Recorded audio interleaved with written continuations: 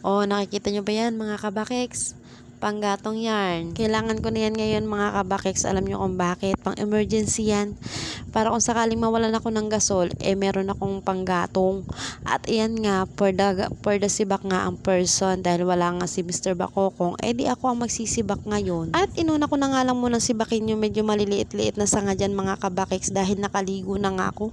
Maling-mali talaga yung decision ko. Naliligo ako ng maaga. Di iyan, for the pawis ang person niya. Mabuti na nga lang din at tinawag ako ng tita ko na kung gusto ko daw bang kuhanin yung panggatong na yan dahil kakalat nga lang dahil nagpaputol siya ng puno dun sa kanyang paupahan. Kaya naman, for the go ako, kuha agad. Sabi ko, sige tita, akin na. Ako na ang maghahakot para naman may panggatong ako at pang emergency pag nawalan ako ng gasol. Kaya naman, ayan, agad-agad at sinibak ko nga para nga habang sariwa, medyo madali-dali pa nga siyang sibakin dahil pag tuyo na yan, makunat at mahirap na sibakin lalo at santol yan. Kapag gantong panahon nga mga kabakeks na malayo sa amin si Mister, ako lahat talaga ang gumagawa dito sa bahay. Kahit anong gawain pa yan gagawin ko basta kaya ko. Pag mga ganitong panahon na akala mo yung mga bagay na hindi mo kayang gawin kasi may kasama mo si Mister mo, hindi mo magawa. Pero kapag wala, ay nako talaga magagawa mo lahat. Kahit hindi mo kaya, magugulat ka na lang, kaya mo pala. Sa totoo lang mga kabakeks, habang nagsisibak nga ako dyan, napapaisip ako na kahit hindi ito yung pinangarap kong buhay sa panahong ganito na nakapag-asawa, yung tipong nararanasan ko pa rin yung hirap na dinanas ko nung bata pa ako. Hindi ako susuko at hindi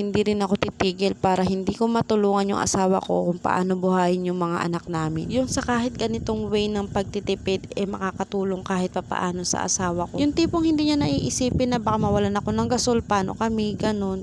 Eto, pag ganito, alam niya meron akong magagamit or magiging sangkalan kapag nawalan ako ng gasol, hindi na siya mag-iisip. Kumbaga, napakalaking bagay nun para hindi na siya mag-isip or hindi na siya mag-alala para sa amin. Ganun. At hindi rin ako titigil mga kabakeks na kumita o gumawa ng paraan para kumita kahit andito lang ako sa bahay. Na kahit gaano kahirap, tuloy pa rin ang laban namin mag-asawa.